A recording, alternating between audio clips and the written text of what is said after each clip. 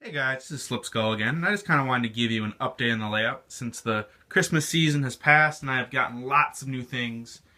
And here we go. So, my father has this old Lionel sawmill, and he's had it for a long time, and it's one of his favorite accessories. And I recently found it in the basement and kind of thought it'd be a little fun to put it on the layout and play with it. So, I just didn't really know where to put it, so I put it right on the main line because at the time that's where I had my little magnet track section, and it made sense. So I got a couple things for Christmas. One of the main things is all this blended turf that Woodland Scenics makes. It looks really nice when you have a ton of it on the layout, but right now I don't have very much because I only got two shakers, and two shakers only covers about that much of land. And I also, over the winter break, finished up my hill. If you guys remember from the last video, it was just this pink blob over in the corner with lots of sheets of foam laid on top of each other. Now it's this nice little hill in the corner, and the hobos are on top still. I don't know if you can see that, but they're on top and they light up. And I also made some pretty cool additions to my layout. So if you look over here, you see this extra lines coming back here. It's all tubular, but we go right through the wall over here and come in the closet. I got this whole yard section, and I know it's not complete and there's a TV in the middle, but once I get some more track, we're going to be running a whole yard in here, and it's going to be pretty nice.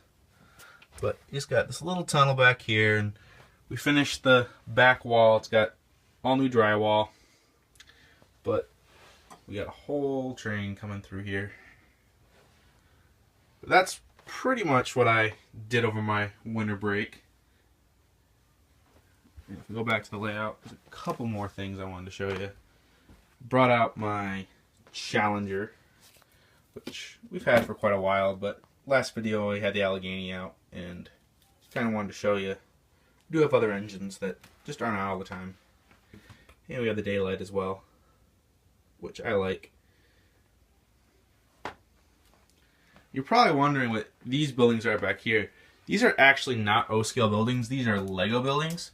Lego makes these modular buildings that you can put together, and this is what I had, because originally this layout was going to be an entire Lego layout, but I decided that 3-row O-scale was for me and Legos were out.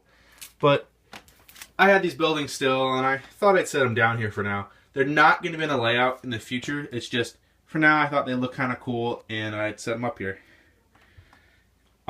Lastly, I decided to play with spray foam. Spray foam is usually used for insulation, but I kind of thought it would be good to fill up gaps, and it's really not. If you look, there's lots of little pits and stuff, and it actually goes down pretty deep. But I had this huge gap here, and I wasn't really sure what I should do, so I picked up a bottle of spray foam and stuck it on there. I also had a huge gap over here where my crossing was. And it was actually tilted over a little more. If you look right here, there's a section where the signal actually came up like that as opposed to this. I had to fill in that gap because it didn't look very good. But when I did so, I used spray foam again, and it looks pretty nasty. You have all this gunk everywhere, and it's just not a fun product to work with. It's really sticky, and it doesn't expand at the rate you really want it to. And if you press down on it before it's fully expanded, it starts dipping and stuff, and it's just not really great for what I was trying to use it for. I'm sure it's great for making little fills for insulation and stuff, but not for filling in seams. So that's basically the layout. I guess the only other thing I did was I rounded off this edge here. There used to be kind of a tab, you can see it right here, where you would fit another layer of foam in, but I didn't really like that because it started to rip up and stuff, so I just kind of sanded it down so that it had a more rounded edge and it wouldn't break off as often. But that's about it.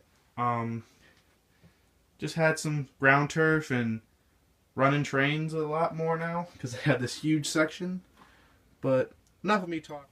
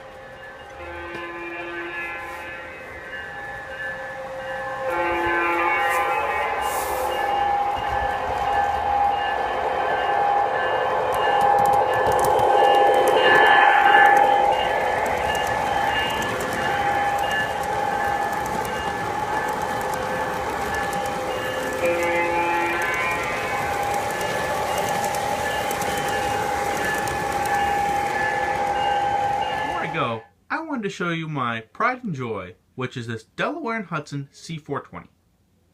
The reason why I like this engine so much is because it was one of Lionel's early TMCC upgradable engines, which meant that it had a little electronic E-unit inside, like this, hooked up to the motherboard, and just some basic signal sounds like a horn and bell. Now, it didn't have any of the diesel sounds that you'd hear, none of the roars or spooling up of the engines. It just had a little simple horn and a bell. Now, this was great for running on a conventional layout, but since I've kind of upgraded to a more modern TMCC layout, I kind of didn't really want to deal with this conventional engine, and it looks really, really nice. So I decided to find some old boards out of some older engines that I had and replace them. So I got rid of little electronic E-units and put in brand new TMCC boards.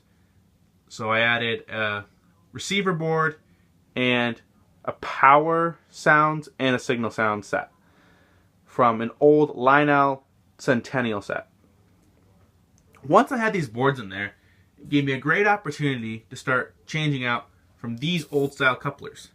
These were really basic couplers. You just had it go over a magnet section of track and it zap it down and the coupler would fire. I changed them to more modern electro couplers that you can see right here. Now there was a problem that I ran into that was this, there was a bar right here that would run into the electro coupler and kind of depress it down, which didn't really work very well when you wanted to hook it up to other cars. So I cut that out and I put in this nice coupler. It seems to work pretty well.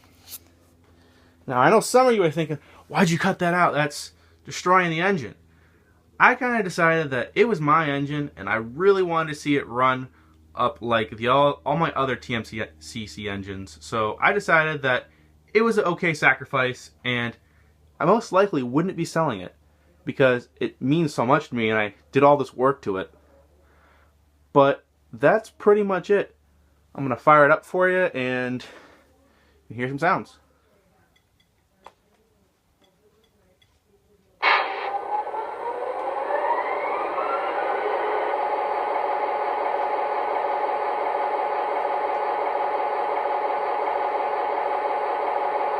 Lionel Centennial 1998 cleared for departure.